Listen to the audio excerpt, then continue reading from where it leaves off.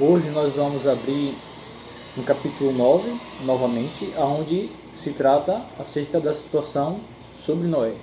Porém, em uma passagem nós vamos meditar e você vai aprender hoje coisas muito importantes diante de Deus, que está presente na vida prática, no dia a dia. Tá? Então, abra no capítulo 9, versículo 6. Então diz assim a palavra de Deus: aquele que derramar o sangue do homem, pelo homem terá seu sangue derramado, pois a imagem de Deus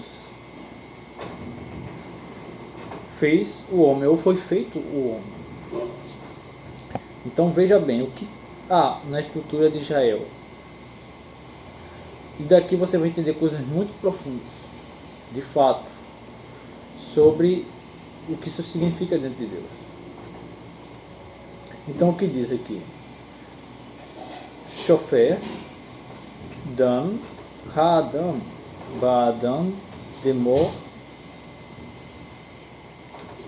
Ishafer, Ki, Betzelem, Elohim, Asa, Et Ha'adam. Então o que acontece? Na estrutura de Israel, existe uma palavra muito importante que ele já começa usando, que é a palavra shofer, dam, o derramar o sangue. E há uma palavra em textos anteriores, justamente no nível de Gênesis também, que está relacionado a uma frase muito importante de cumprimento de profecia na palavra de Deus, na humanidade, que é quando ele fala acerca de o calcanhar ferir a serpente. Então você vai ver agora a profundidade do que isso significa. Então vejamos no capítulo 3 de Gênesis, versículo 15: e porém inimizade entre ti e a mulher, e entre a tua descendência e a sua descendência, ela te ferirá a cabeça e tu lhe ferirás o calcanhar. Então o que acontece? Rapidamente frisando.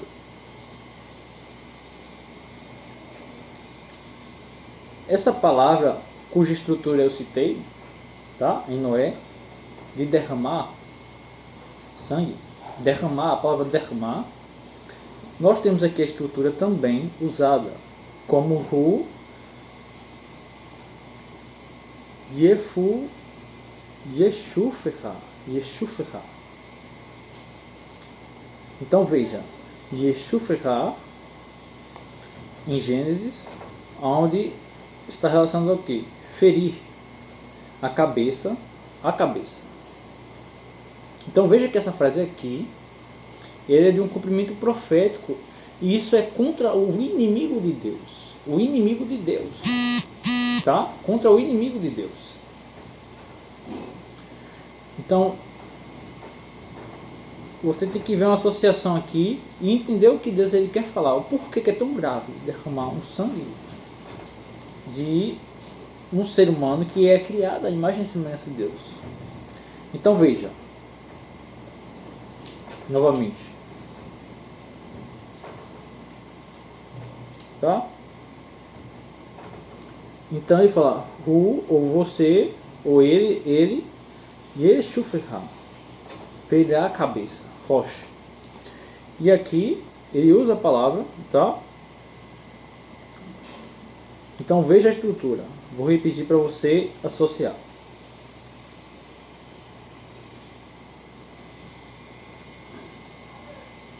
Shofer dam, derramar sangue.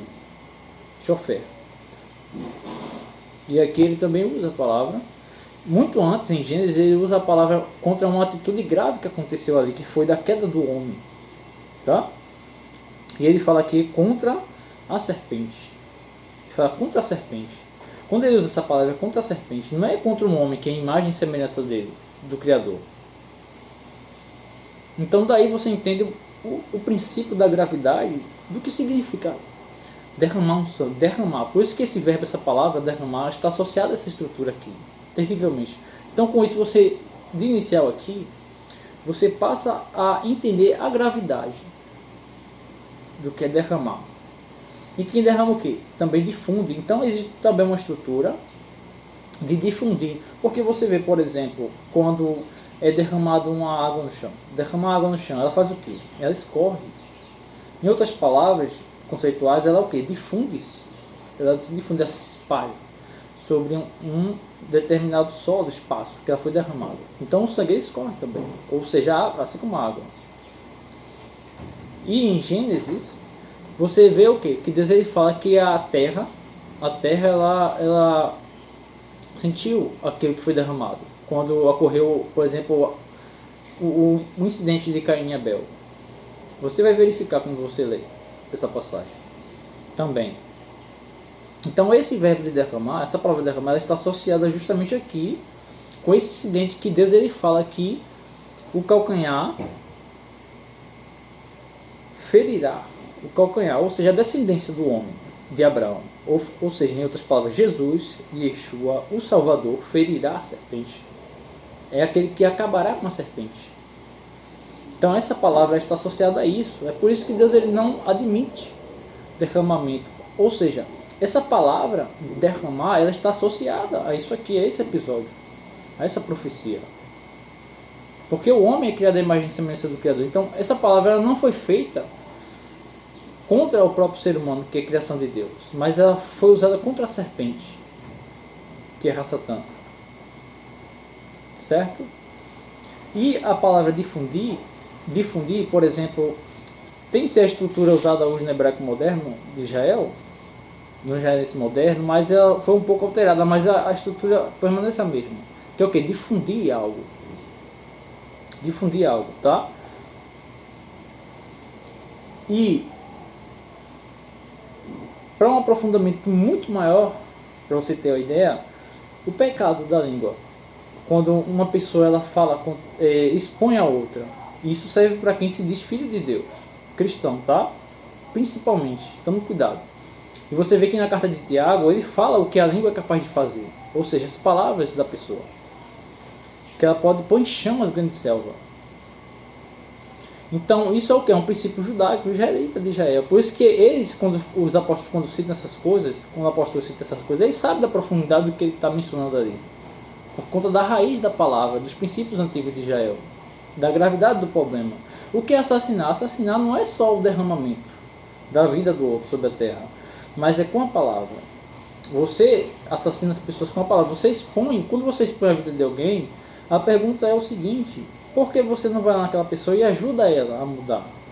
E não em si expõe a vida dela, ou seja, você assassina uma pessoa citando ela em outro lugar, como se você fosse melhor do que ela. Então isso, dentro do conceito bíblico, é declarado como um assassinato. Daí você entende porque tudo está interligado. O verbo da palavra também está interligado nisso também, de assassinar uma pessoa, ou seja, derramar um derramamento da vida de alguém que é inocente, que não está falando de você, e etc. Mesmo se não falasse, você não tem o porquê estar falando contra aquela pessoa. Você só deve usar essas palavras para abençoar as pessoas e bem dizer a elas, né? Elogiá-las. E se bem que antes de você elogiar alguém, você tem que conhecer muito bem da pessoa. Porque no livro de Provérbios ensina muito sobre essas questões de elogios, né? Precipitadamente. E depois você conhece a pessoa e quem passa vergonha é você mesmo, né? Porque você elogiou alguém que você nem conhecia direito. Mas voltando aqui rapidamente, você entendeu o conceito de tudo que aqui que eu mencionei? Deve meditar sobre isso, que o assassinar alguém com a língua, com as palavras, está também interligado aqui com isso, com esses fatores, essa profundidade de coisa, justamente com a profecia também. Então isso é para você tomar mais cuidado, você saber a profundidade do mandamento, da ordenança de Deus, de onde, qual é a origem da palavra derramar, que também quer dizer o quê? Difundir algo. E não é verdade? Quando você fala, quando alguém é citado, aquelas palavras e informações passam para outras e de repente aquilo é o quê? É difundido entre as pessoas, difundido a ponto de assassinar aquela pessoa em público, né? Com a falsa imagem que foi criada, porque alguém deu brecha para isso. Então, tome cuidado com isso, tá?